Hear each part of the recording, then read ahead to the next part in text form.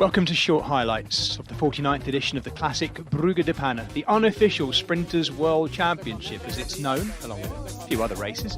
But look at the names who are here. Jasper Philipsen going for his third win in a row in this race. Jonathan Milan also looking to get up there amongst the winners in this edition, the Italian.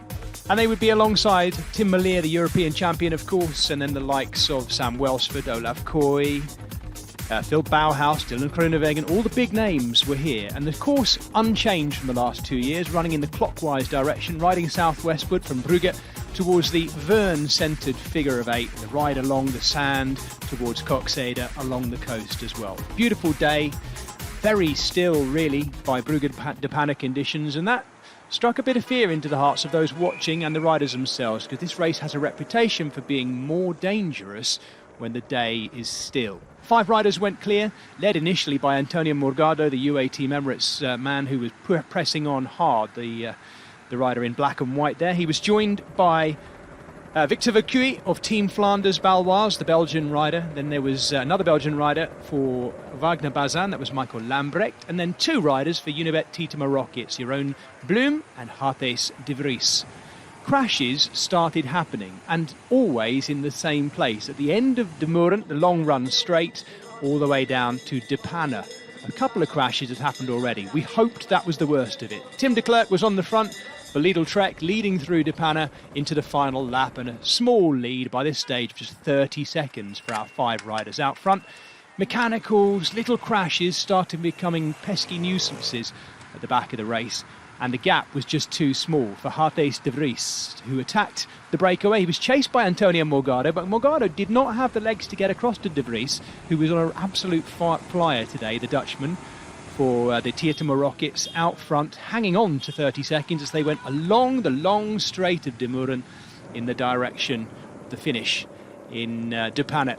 The other 4 eventually waved the flag. The flags were waving, there was plenty of wind, but just not enough to break up this peloton, and the sprint team started working from a long way out. This was the final 5 kilometres, the first of a series of terrible crashes, some of them involving road furniture, others just involving riders bouncing off each other.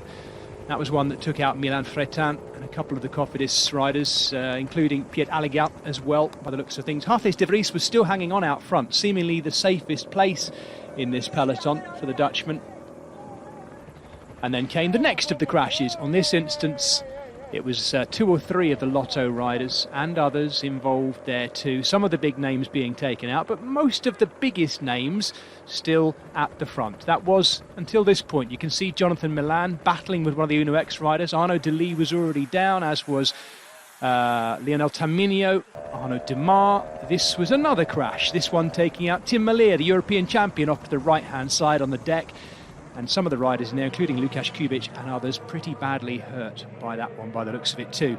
This was coming towards the finish. It was effectively a leading group, and Juan Sebastian Milano, the Colombian rider for UAE Team Emirates, going from a long way out, outside 500 metres to go, and starting a very long drawn-out sprint. A bit of a look around from those behind. It was Jonathan Milan looking at Erlen Blickra. They came round the final sweeping right-hand and looked like they might have enough to close up behind Juan Sebastian Milano, but Milano led to the line, the thrashing form of Jonathan Milan just behind him. Dylan Groenewegen closing too.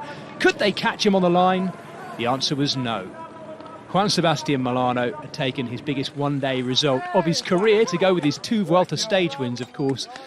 And the Colombian, riding for the UAE Team Emirates, who seemingly cannot stop winning, taking yet another World Tour win for that team. UAE Team Emirates, XRG to give them their full name. In the end, a fantastic final sprint, but it came at the end of a terrible finale, really. The last 5 kilometres of this race, so dangerous, due to a number of reasons, it has to be said.